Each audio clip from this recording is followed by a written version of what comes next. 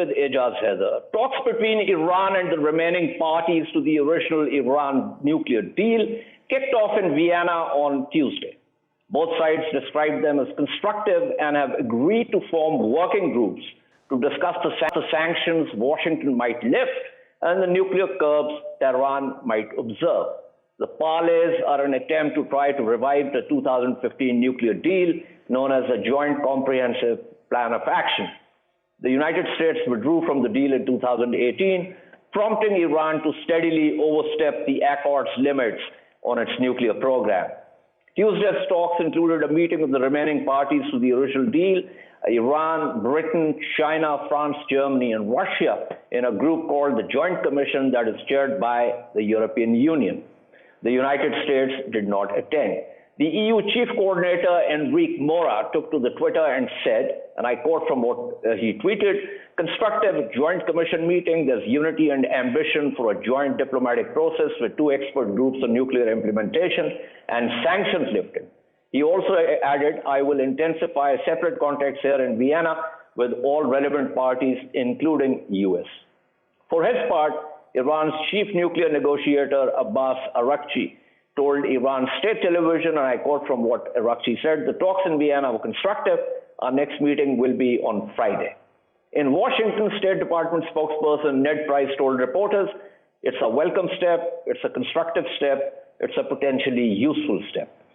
The two expert-level groups have been given the task of marrying lists of sanctions that the United States could lift with nuclear obligations Iran should meet. They will report back on coming Friday when the Joint Commission will meet again. European intermediaries have started shuttling between Iranian and US officials in Vienna as they seek to bring both countries back into compliance. The Accord envisages lifting sanctions on Iran in return for curbs to its nuclear program. To discuss this further, I am joined by Dr. Jahanpour. Professor Jahanpour has taught at the universities of Isfahan, Oxford, Cambridge, Yale, and Princeton. With him is Syed Mostafa Khoshcheshm, a Tehran-based journalist and analyst who's also taught at a number of Iranian universities and academic centers. Let me begin with Professor Jahanpour. Professor Jahanpour, I was going through your tweets, and you said something very interesting, and this is with reference to essentially, instead of the sequence of who's going to go first, to talk about both sides coming up with a simultaneous plan. Now, that obviously strikes at the very heart of the current logjam, because Tehran said the US has to lift sanctions first, and the US said Tehran has to comply first. So this simultaneity that you refer to, and this is an article, Vienna could be a small step towards bigger places. Give me your sense of whether you think this is possible, whether you think Tehran is going to accept this, or even the US is going to accept this. I think the main problem really about what we are witnessing at the moment is not a technical or nuclear-related issue. It is a political decision. Just as you know very well, and you mentioned it, Iran and the 5+1, which means all the 5 members of the Security Council plus Germany, reached an agreement which was endorsed unanimously by the Security Council Resolution 2231 and by the EU. Iran was meticulously following all its obligations until Trump reneged and violated the deal, and in addition to that imposed illegal sanctions on Iran, because the Resolution 2231 had lifted all sanctions on Iran. So I think when President Biden came to power, he very boldly issued a large number of presidential decrees and changed a lot of the orders, decrees which Trump had put in place. He could have done at that point very well to also change the illegal steps that Trump had taken, but he didn't. So we are at the present time. It was the United States that violated the deal while Iran stuck to it.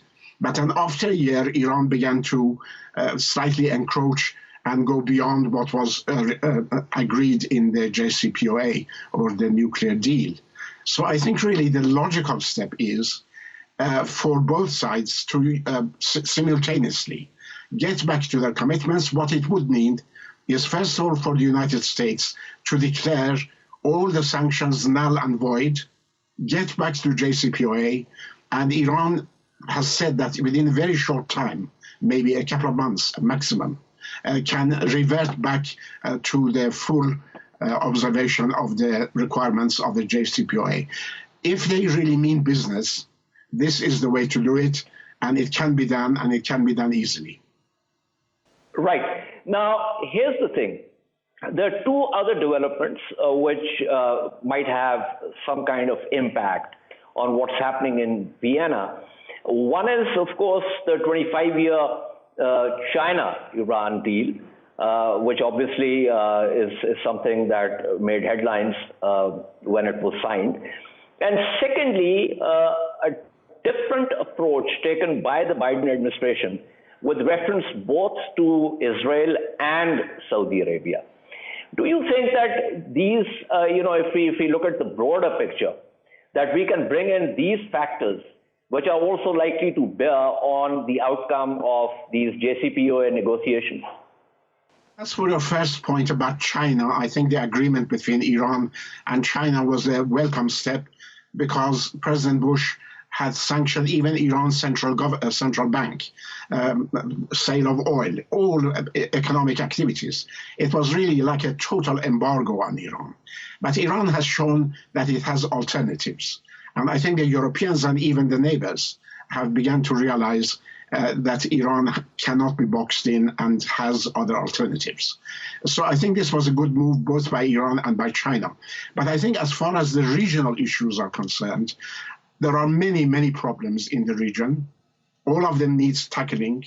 Iran can play a big role in all of those problems, whether Arab-Israeli issue, Iran, Saudi Arabia, Persian Gulf issues, Yemen, Syria, and so on. One can go on, and the list is endless.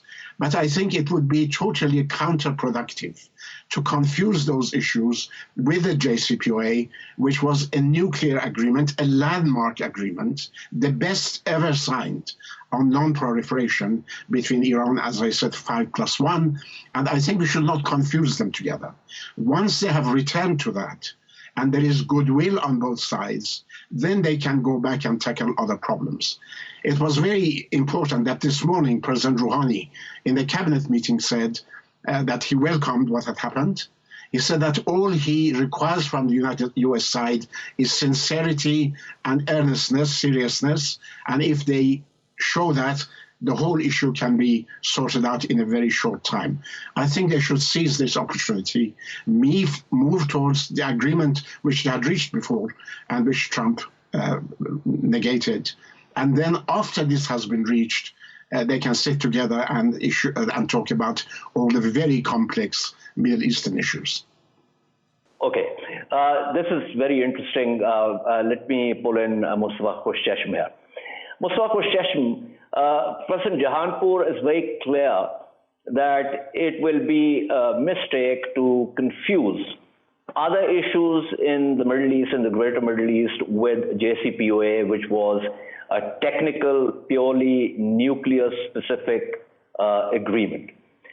That said, the Trump administration was very clear that it wants a maximum pressure campaign, which also includes other aspects of realpolitik, including the Iranian missile program and what he said, Iranian meddling in the greater Middle East.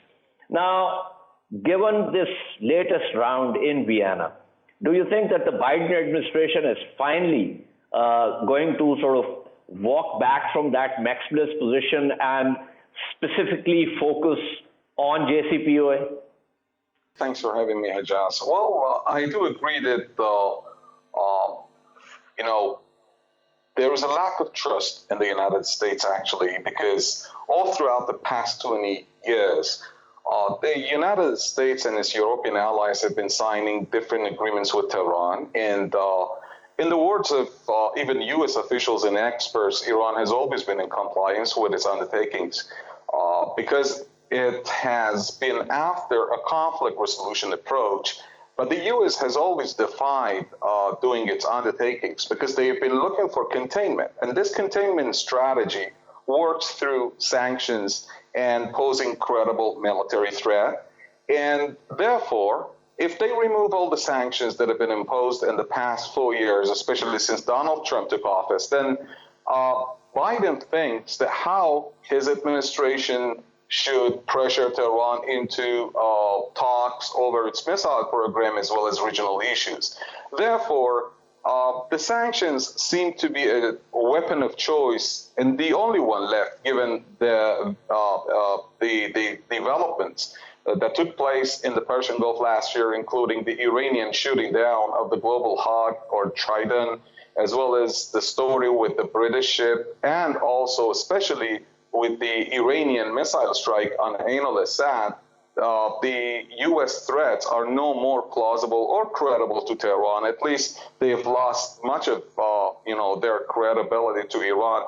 And the U.S. administration of President Biden has been left with only one major weapon, that's sanctions. So there is much doubt. And if you've been listening to present U.S. officials, you come to realize that they are not willing to remove part of the sanctions that they imposed in the past 4 years. You know, what they did is called fortifying sanctions wall.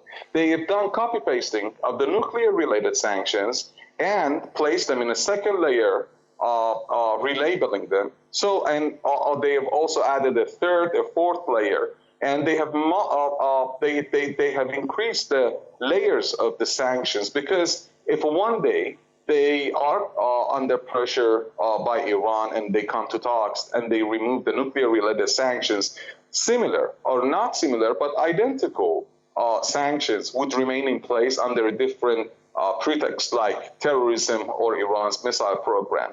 What Iran says, of course, this FSW regulation that started by Donald Trump after 2018 exit from the nuclear deal is a total breach of paragraphs 26 and 25 of the nuclear deal, of course. And what Iran wants is a removal of all these sanctions. And the Biden administration has been adamant to acknowledge that, to say that they are going to remove all these sanctions. I don't believe personally that they are going to remove all the sanctions that they have imposed in the past 4 years, but that's the only way forward.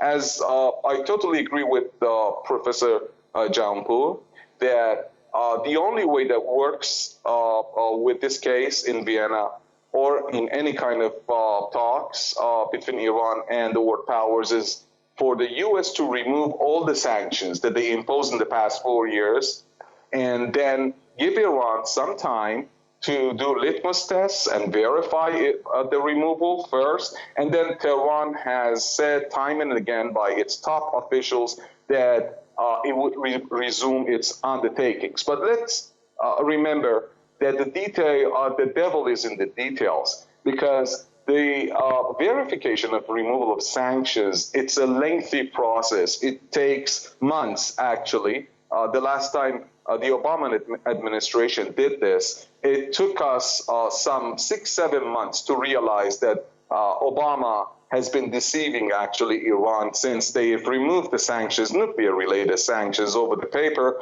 but they were threatening banks and companies in Asia and Europe to avoid business with Tehran due to other types of sanctions. So Tehran is very much worried. The problem is with trust in the United States, and Tehran, I believe, is justified to have this total lack of trust in Washington. So Washington needs to build Tehran's trust first.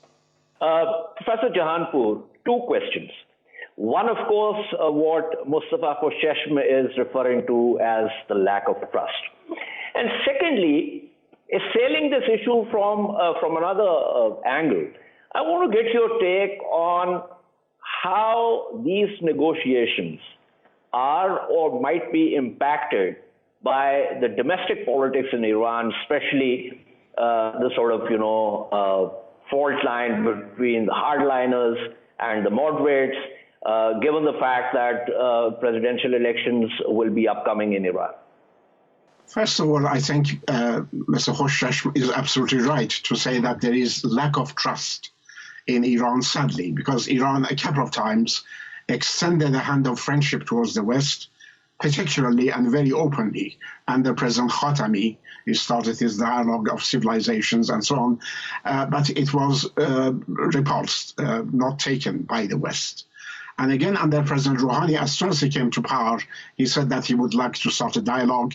When the JCPOA was signed, Mr. Zarif was raised on people's shoulders. There was celebration in Iran. People were very optimistic about opening up to the West. But again, unfortunately, Trump reneged and came out of the JCPOA. So this is the first part. As far as the second part is concerned, I think that we should really not look to the past, but should look to the future. As I said at the beginning, it is not a technical issue, it is a political issue.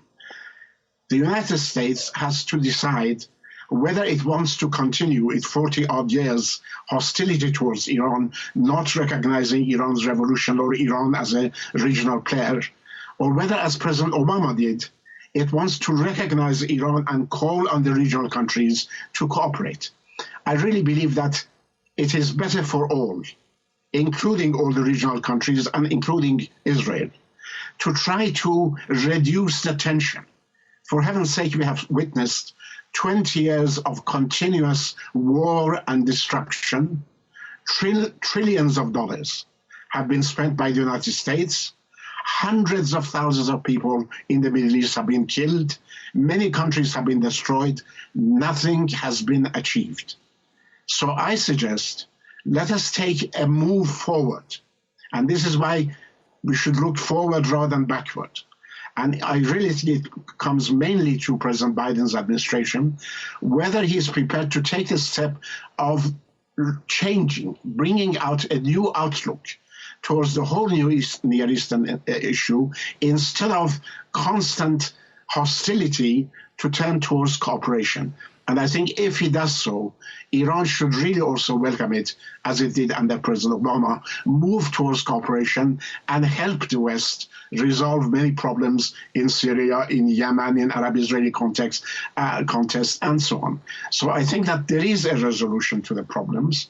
Iran can play a big role in it, but finally, the decision rests with the U.S. administration whether it wants to continue as it has done in the past or whether it wants to open a new chapter. I with you. In an ideal world, that should, that's how it should happen. But that's precisely the issue. I mean, the Israelis, especially Netanyahu and his right-wing allies, are obviously they've a lot of political capital to gain by being anti-Iran. Similarly, the other actors in the Middle East who actually don't want Iran to play a bigger role, and they think that Iran's bigger role is the problem. But before I let you go, Professor Jahanpour, I want to refer back to the second part of my question with reference to Iran's domestic politics and how that might impact the ongoing negotiations in Vienna. The problem is that both Iran and the United States have domestic politics. There are hardliners in both countries. As you know, recently a large number of congressional leaders wrote a letter practically calling on President Biden not to go back to JCPOA. And in Iran also there are hardliners. I think the only thing which needs to be done is for both sides to ignore and sideline the hardliners and push forward. And you think it will be easier within Iran for the moderates to do that? Because, by all indications, the hardliners generally have an upper hand in Iranian, at least if not in the popular vote, at least, where the decision-making takes place away from the public eye.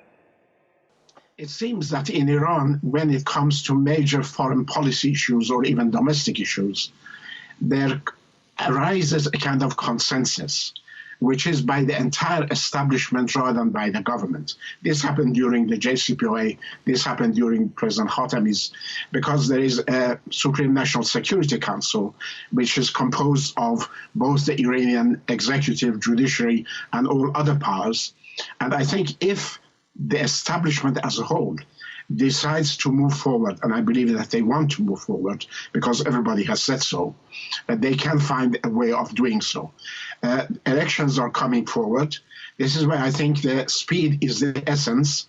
America really should move fast because it can make a major difference.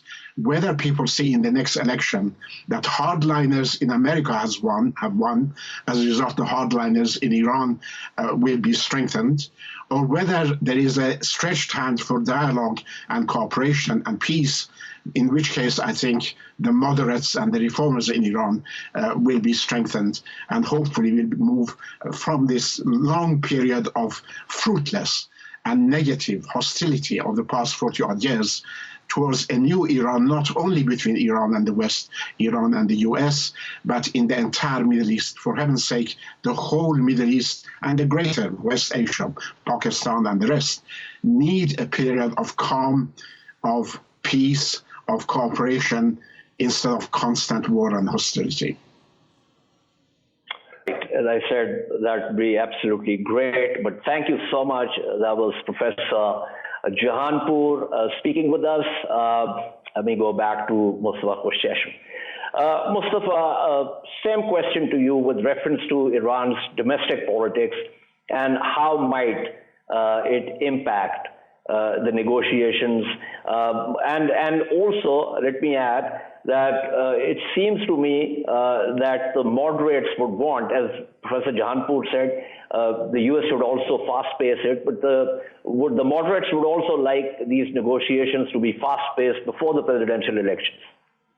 Surely they want to make something out of it in order to win ballots at in the election. But of course, we do believe that no matter what happens, the outcome of talks in Vienna, which is widely believed to be, to continue after the election, may not have much impact on Iranian voters for another election, because the issue with the United States and JCPOA has been living impacts on Iranian elections for the past 8 years, especially in presidential elections. But let me start with this.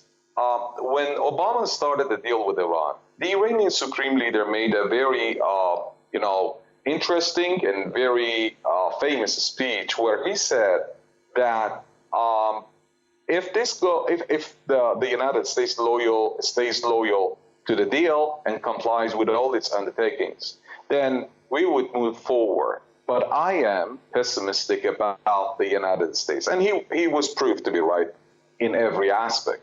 So in Iran, I don't think that there is anyone to want anything beyond this, that the U.S. should stay loyal to the deal. Otherwise, Tehran's response and reaction would be tough.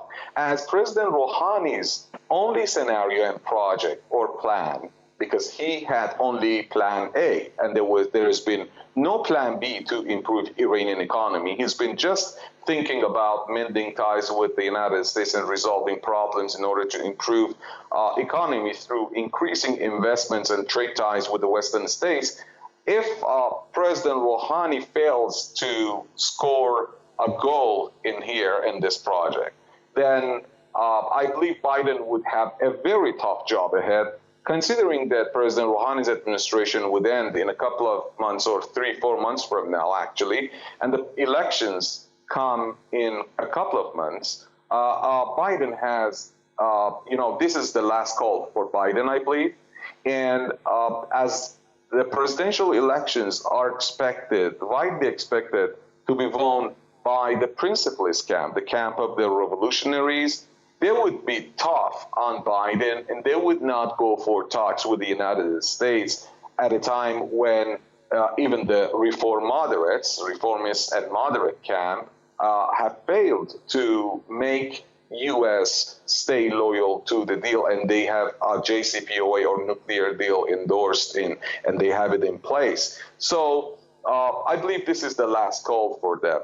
And if you want the evaluation in Tehran, not only the revolutionary camp and the principalists, but also part of the other camp also believes that Biden may not remove all the sanctions and do the right thing in order to move forward in future, in the next 7-8 months, or whenever. And many of both, a major portion of both camps believe that even if Biden wants to do so, he may not do it in a couple of months because Tehran needs time, several months actually, to do the litmus test and verify if the sanctions have been removed. So basically, considering the time that's needed for the verification, it would, any kind of verification, positive or negative, with positive or negative outcomes, would be after the election. So these talks may not change the decision of the people or the voters much, although right. I get impact on parties. Right, I get the point that you're making. Thank you so much. That was Syed Mostafa Khoshcheshm speaking with us. Joining me now is George Szamuley, Senior Research Fellow at the Global Policy Institute and author of Bombs for Peace, NATO's Humanitarian War on Yugoslavia. George, you were listening to Mostafa. So there is good news and there is worrisome news, as always, when it comes to the JCPOA and the Greater Middle East.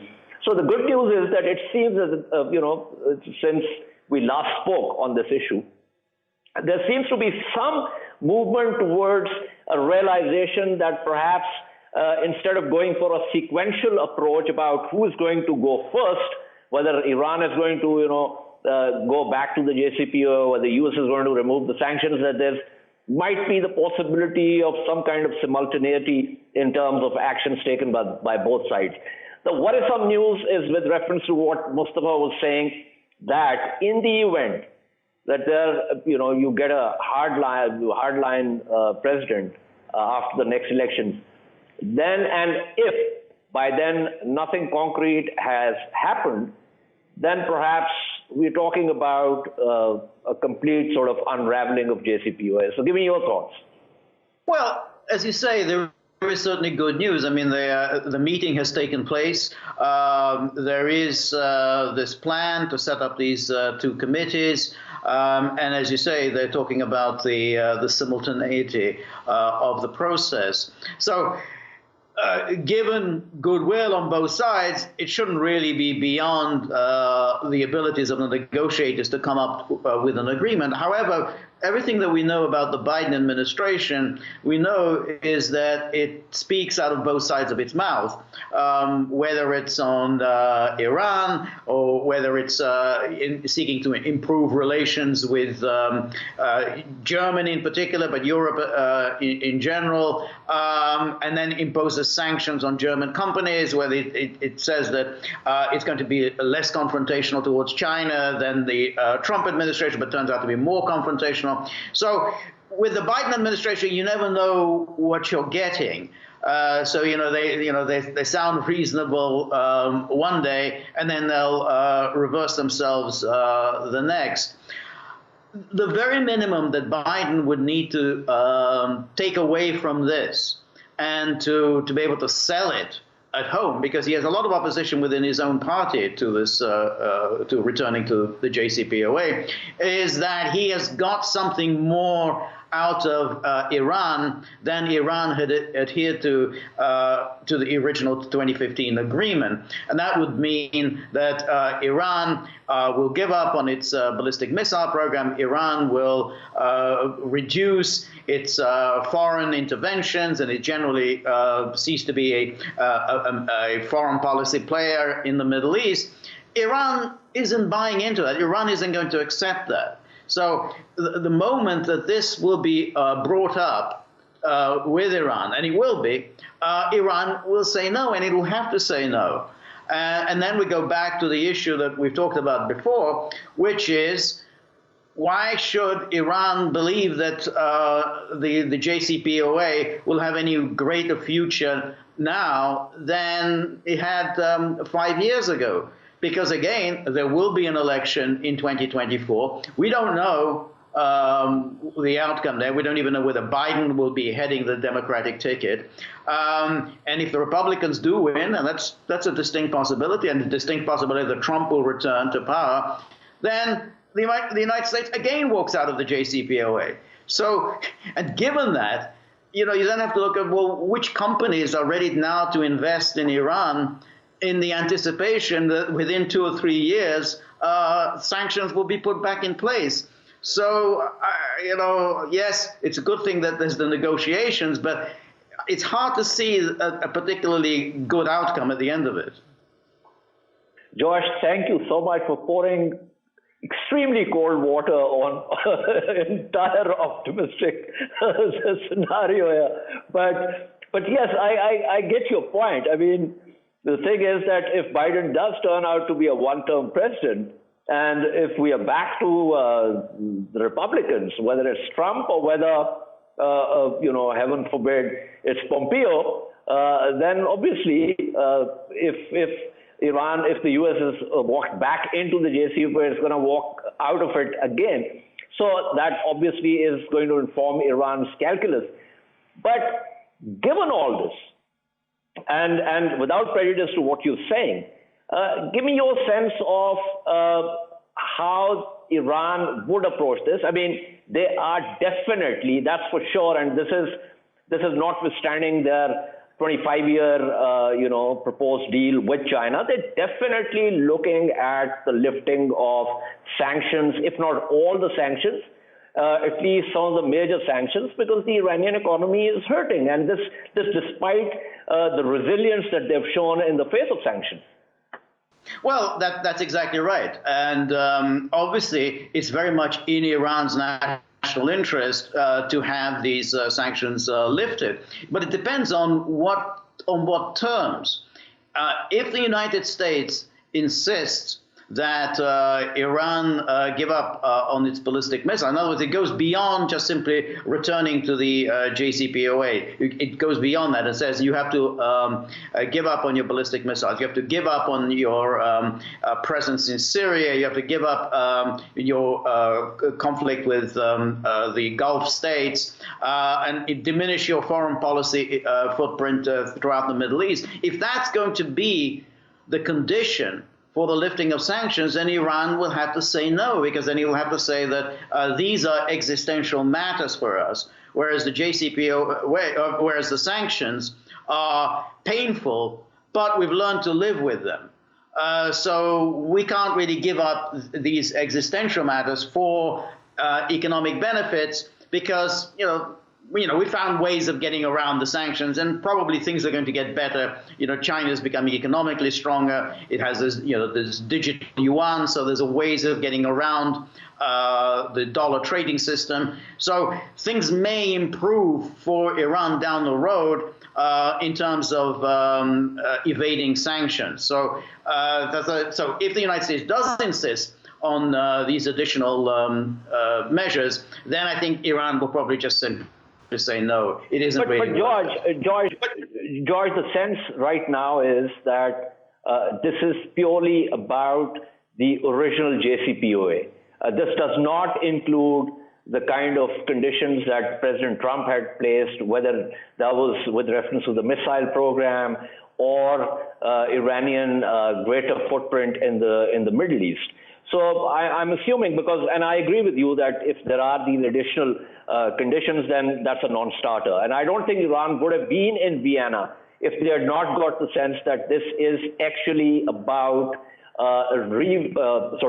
vitalizing the original JCPOA. I think that may well be the view of the negotiators, Robert Malley. That he may well want to focus very narrowly. I don't think that's the view of the administration as a whole. So again, as I said right at the beginning, the Biden administration speaks out of both sides of its mouth. So yes, let's go back to the JCPOA, but we need to put in additional steps. So again, it's very similar to Afghanistan. Yeah, we're going to withdraw sooner rather than later, but we're not quite ready to withdraw now. So that's why I think that, why maybe that the negotiators are thinking in those terms. I think the administration will start to add additional conditions to it, because otherwise it will look as if the Biden administration has simply caved to Iran. I mean, however false that image may be, that's how it will appear to the U.S. public. And the Biden administration will then certainly come under ferocious attack from the Republicans, but also from attack from his own people among the Democrats, including Senate Majority Leader Charles Schumer. I suspect that we'll probably have to revisit this next week, and I'll probably have to pull you in again to see, because some progress or non-progress, whichever way one wants to look at it, would be clear by next week. But thank you so much. That was George Szamuley giving us his view of how things are likely to pan out. We shall take a short break and return to discuss how India's new digital media rules are meant to crack down on dissent. Stay with us.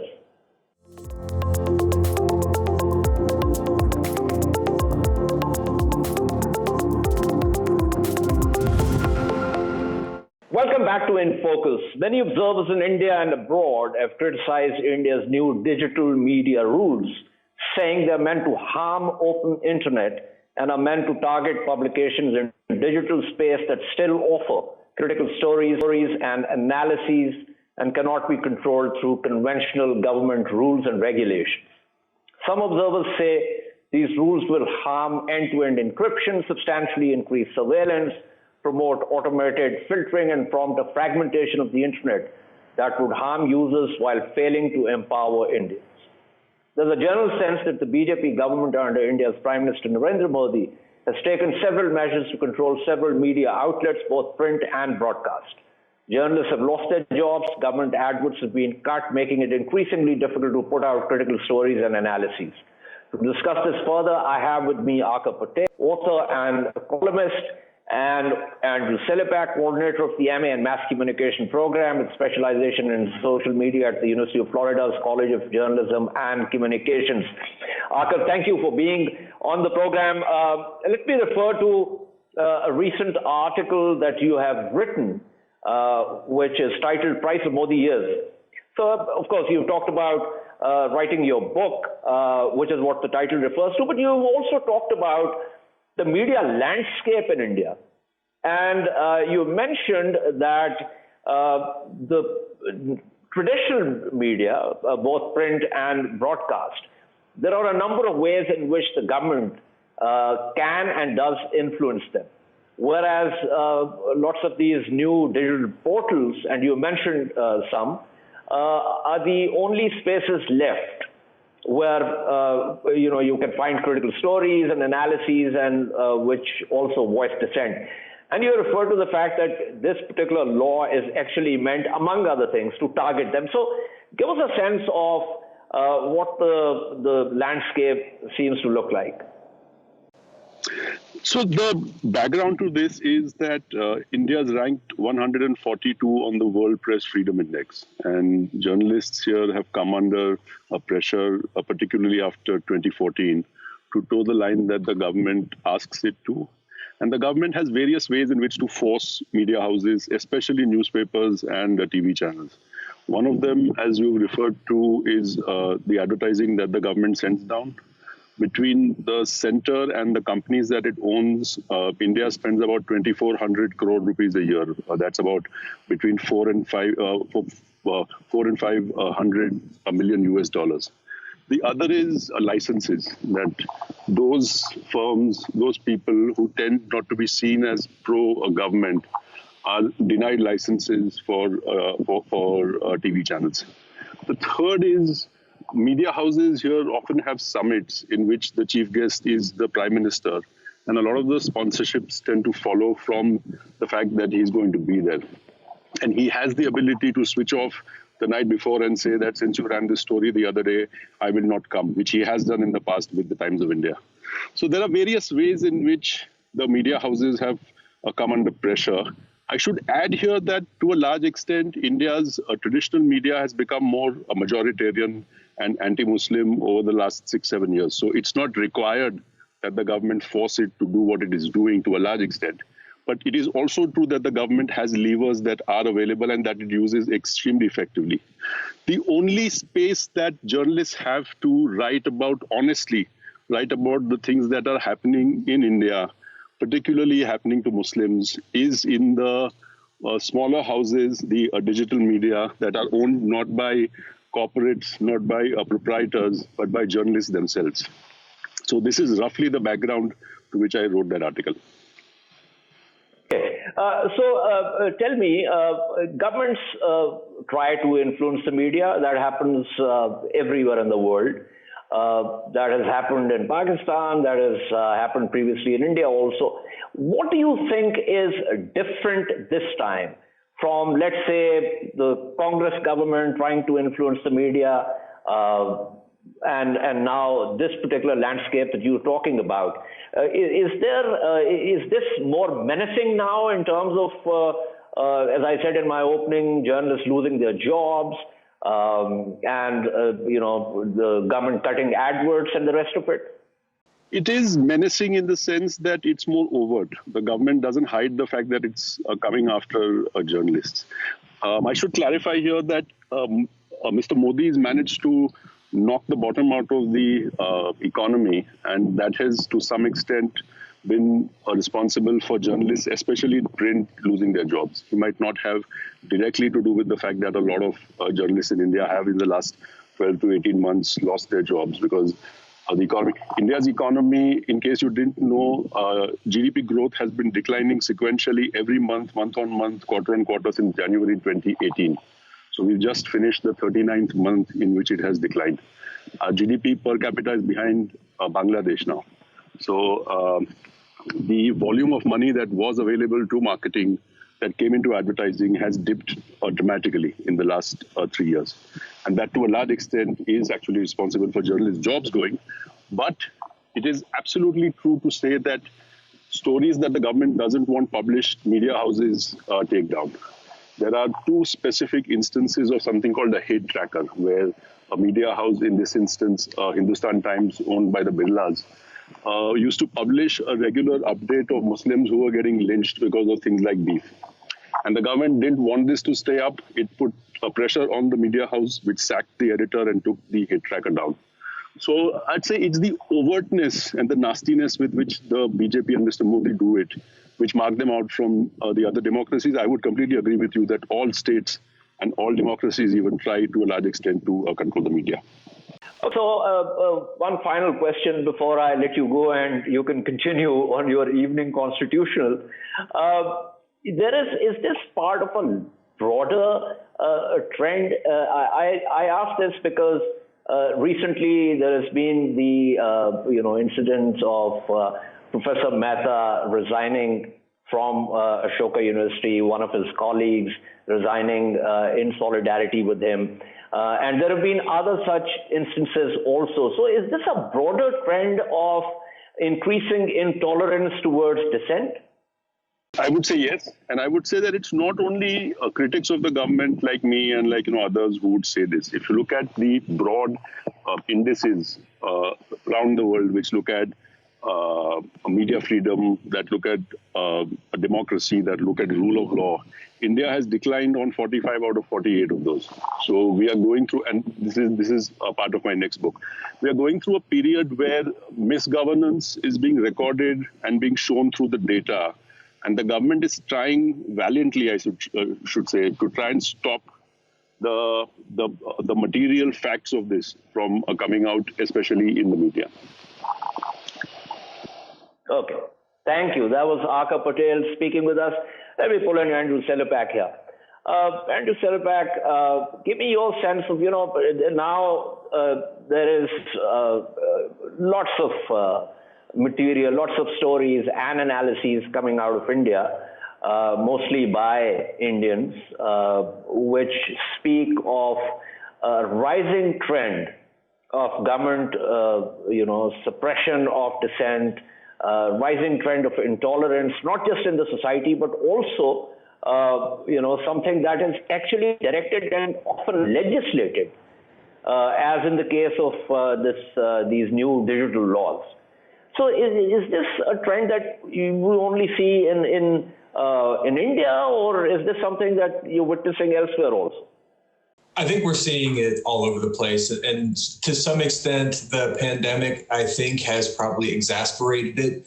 Countries are definitely trying to keep a better control over what messages are coming out. At the same time, the tech companies are also trying to control what messages are being seen by the public, limiting in what content users see in their timelines, limiting what content users see if they do a Google search, deciding what sources, what outlets that they'll see in their searches, see in their timelines. So I think what we've had over the past year is that the pandemic has really exacerbated a lot of the control over what content we as consumers and users actually see from news sources, from non-news sources, all of this often done in the name of security. And often one of the things that occurs in any country is that security is often the excuse to limit freedom, whether it's freedom of speech or freedom of the press. Okay, so we're not talking about North Korea, we're not talking about China, we're not talking about Iran or Saudi Arabia, the different systems. We're talking about India, which has always provided itself or claimed to be an inclusive secular democracy. And as Aakar just said, that on 45 of the 48 indices, India has completely slipped. So it seems to me that that soft image of India is now eroding, and the current government obviously does not seem to be particularly concerned about that. Well, I think you kind of hit it right there at the end there by saying the current government. I mean, a lot of the things that he was discussing, whatever party potentially comes in power, they can use the exact same methods that are being used right now by India and the Modi government. They could completely turn all the tables and make the same decisions in terms of who's allowed to speak to the media, canceling media appearances, deciding how much money they're going to put towards these different media outlets in terms of advertising, and then could also use that same political power and the laws that have been put in place over the past few years to limit the voices of more independent journalists. I think one of the things to keep in mind, and this is sort of across the board, particularly right now when we're looking at these issues in India, is that while it may seem that the Modi government has been in power for a number of years and obviously, potentially in power for many more years, we don't know for sure. I mean, any number of issues, whether it is China, whether it's the coronavirus, there's been obviously protests and everything else. Anything that happens that potentially brings another party into power in India, they could also use these same rules that have been set up to their own advantage. And I think that's often what we get is a lot of short-sighted thinking and a short-sighted vision sometimes by governments that think, especially in a democratically elected government, China obviously being different, Xi's not going to get, he's not going to lose an election anytime soon. But I think that's kind of a short-sighted view that these politicians have sometimes, that the rules that they set up to maybe put their thumb on the scale a little bit can be turned against them just as easily. Right.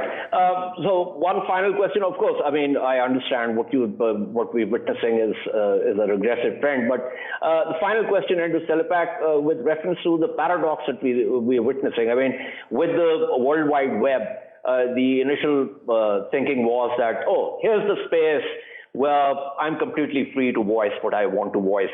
But increasingly, we just mentioned the government suppression of dissent, but also the tech giants that decide what can or cannot come out. So explain to our viewers this paradox and whether this is something that can be overcome or whether this is something that we have to be, resigned about. Obviously a very complicated thing because you have these global tech companies that are operating in multiple countries, and these multiple countries have different laws, have different rules, different regulations when it comes to free speech, what is acceptable speech. And then there's cultural differences that could maybe put into place beyond just what the law says. So these tech companies that are trying to operate and kind of operate blanketly across national borders, I think are starting to find it's much more difficult to do that as different countries start to speak up and start to kind of say that they want to have more of a regional say in what's going on with these different companies. At the same time, when it comes to these different governments, and again, this is governments across the board to some extent, what we're seeing is that not only do they want to have an impact, they do have their own cultures, they do have their own local laws. And what they're doing is they're now trying to apply more pressure to these tech companies to have their sort of local standards be the norm, especially for as these tech companies operate regionally. And the thing is, the tech companies can do it. It's not difficult for them to make it. Well, it's possible for them to make the changes to kind of operate more regionally. It costs more. It's not as cost effective. It's more difficult to set these things up. But what I think we're really seeing is that there's been a pushback from different countries that are saying it's not going to be the tech companies that are applying their own standards blanketly across the world, but that an individual country wants to have more of a say on how these tech companies are operating within their own borders. This is often due to what we've seen over the past few years have been a rise in nationalism in a number of countries across the world that are kind of saying we don't want this influence, this massive outside influence that we don't have much control over, and it has serious consequences for our citizens, serious consequences for our government, and serious consequences, again, during a global pandemic when it's so important for information to get out about, the vaccines, to get out about how to keep from being sick and to dispel rumors. So I think, again, what we're really looking at is that this global pandemic has played a huge part into how countries are responding to a number of things, whether it's journalists, whether it's big tech, whether it's its own citizens. And until we kind of move past this pandemic, we're probably going to continue to see a lot of these things moving forward. I suspect that even after we have moved past this pandemic, the trend that has been established is likely to continue. So we're going to be hemmed in, on the one hand, you have the rising nationalism, on the other hand, the surveillance capitalism. But thank you so much. That was Andrew Selepak speaking with us. This is all from InFocus this week. We shall see you next Monday at the same time. Keep following our latest updates on social media at indus.news. And yes, given the third COVID-19 wave both in Pakistan and across the world, stay safe and follow the non-vaccine safety protocols. Good night and goodbye.